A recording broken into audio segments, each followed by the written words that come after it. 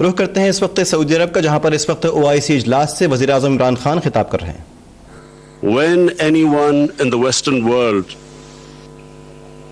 blasphemes our Prophet, peace be upon him, it is a failure of the OIC that we have not been able to explain to the Western countries that the love and affection that we feel for our Holy Prophet, that how he lives in our hearts.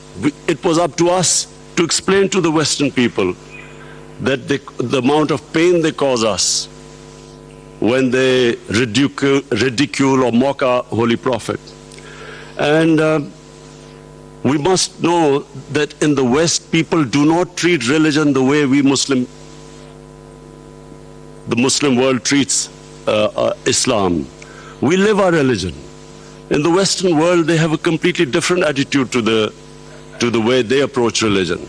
And so therefore, on this, Mr. Chairman, I would like to say from this platform that we must, in the forums like the United Nations, forums like the European Union, we must explain to them that they cannot hurt the sentiment of 1.3 billion people under the garb of freedom of expression. The Jewish community has very successfully explained to the world that any misinterpretation of the Holocaust gives them pain. And so the Western world views Holocaust with a lot of sensitivity. But that sensitivity is lacking when they come to talking about our Holy Quran or our Prophet, peace be upon him. So I feel that this forum must take it upon itself to explain to और इस वक्त आपने देखा कि मक्का मुकर्रमा में इस्लामी ताउन तंजीम का 14वां सरबराह इजलास जारी है। The Western world has very, through ignorance partly and willfully, they have equated Islam with terrorism or radical Islam with terrorism. I feel that this has done a tremendous amount of disservice to the Muslim community. Religion has nothing to do with terrorism. No religion allows killing of innocent human beings. But by doing this, two things have happened against the Muslims. Number one, it has led to Islamophobia. Whenever there is a Muslim involved in terrorism, the word Islamic terrorism or radical Islam, the moment that is referred to define terrorism, the people in the West cannot distinguish between a moderate Muslim and a radical Muslim. So the whole suspicion is raised against Muslims everywhere. This attack in New Zealand by this gunman who goes into a mosque and shoots 50 innocent people is because they cannot understand that Islam has nothing to do with terrorism. And they have this indoctrination that somehow whenever a Muslim is involved in terrorism, it's something to do with Islam. Before 9/11, 80% of the suicide terrorist attacks were by Tamil Tigers. But no one blamed Hinduism for it, and quite rightly, because religion had nothing to do with it. It was a political struggle. When the Japanese in the Second World War indulged in kamikaze pilots who blew themselves up on American ships, but no one blamed the Japanese religion for it.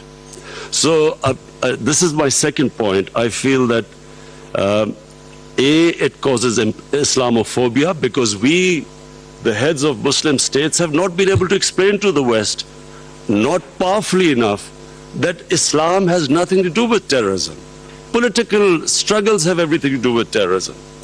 And the second disadvantage which the Muslim world has as a result of this, I'm afraid is that Muslim freedom struggles or Muslim freedom political struggles are delegitimized when they are termed as because of Islamic radicalism. For instance, after 9/11, the people of Kashmir have been conducting a political struggle for their freedom. But after 9/11, it was oppressed, calling it Islamic radicalism and Islamic terrorism. Similarly, the Palestinians. After 9/11, the Palestinians were oppressed, using the Israeli government used the word Islamic terrorism. So this is my second point. I feel that from this forum, we must take a stand. We must de-link terrorism with Islam. My third point, Mr. Chairman, is about the Muslim world not paying much attention to science and technology. We have an organization called ComStech. I feel that we are on the verge of another industrial revolution with artificial intelligence and blockchain, new technologies coming in. We must not be left behind again. And I feel that we as a Muslim world must spend more of our resources in strengthening ourselves in this field. We must pay more attention to education, to quality education, to universities. Despite having all the resources, I'm afraid we lag behind. And I think from the OIC platform, it would be a good opportunity for us to concentrate on spending more on science and technology. Finally, Mr. Chairman, I would like to say that this is 50 years of OIC, and we all must again reiterate that how this organization came was because of the Palestinians being deprived of their homes, their rights, their human rights, their democratic rights. And so we reiterate again that there is no solution but a two-state solution in Palestine. East Jerusalem must become the capital of for the Palestinian people.